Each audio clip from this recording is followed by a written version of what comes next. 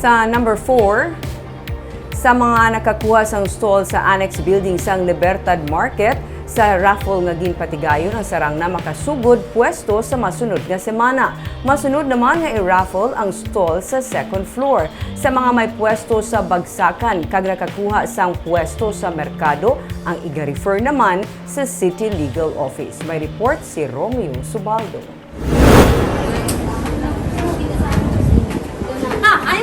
Nakatunggo si Marifer Palacio sa makita nga blanco nga papel ang iya nagabutan sa ginpatigayon nga raffle para sa mga pwesto sa annex building sang Libertad Public Market.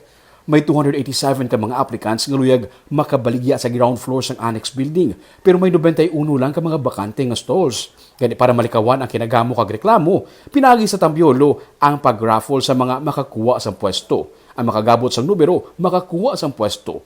Ang makakuha sang blanco nga papel wala sang pwesto. Nasubuan si Marifer, kay 16 anyos pa lang siya nagsugod sa pagbaligya sang utan, bangod wala naging mapalaron, mauntat na siya sa pagbaligya.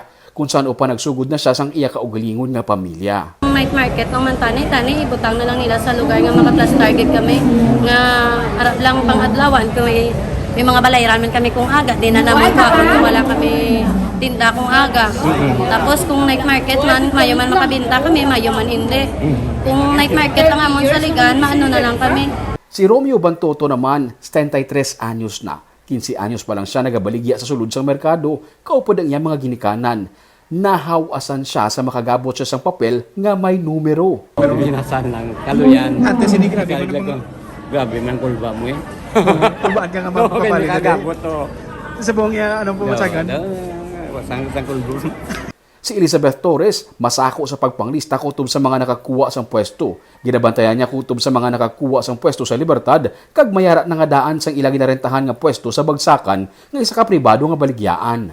Kaya ang taga-Bagsakan nakuluha din, nagsulod. Oo, nga nakasulod din.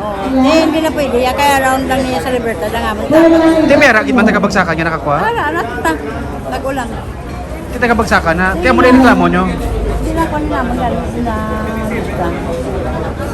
Kaya hindi pwede nga, nag-istorya na kami attorney. Ipalabot niya kuno sa City Legal Office ang ini nga bagay. Ginapasalig niya ang mga napaslawan nga mga vendor nga makakuha sang pwesto nga hindi lang magkabalaka kay may tsansa pa. Blanco gani, hindi na kamo magproblema. Kaya na, pangitaan ta ni Idiya nga makasulod ka mo. Pero 56 lang tanan ka mga vendors ang tigayon nga na-awardan sang kahapon. Mga 70-80 wala makaintra sa raffle kay kulang ang mga dokumento. Sunod sa kay City Administrator Pacifico Magari III, sa masunod nga semana, sarang na makapwesto nakakuha sang stalls. Ang masunod nga i-raffle, ang mga pwesto naman sa second floor. Mahatag kita na ma'am number of days no para ma-transition. So ang idea is ma-clear maginadas dalom. Pero at the same time, saka na di tanan sila. Ang nantawon ta is somewhere between a couple of weeks para nga pagsaka nila may pwesto man ang wala nakadaot. So doon mo ng idea nga makapangita ito sa pwesto para sa mga wala nakakuha sang stall. Luyag sa syudad nga ma-regulate ang nagadamo nga mga vendors sa merkado. Ining solusyon sa syudad sa nagadamo nga mga vendors sa palibot sang Libertad Public Market nga nag-okupar na sang sidewalk pati na sang karsada.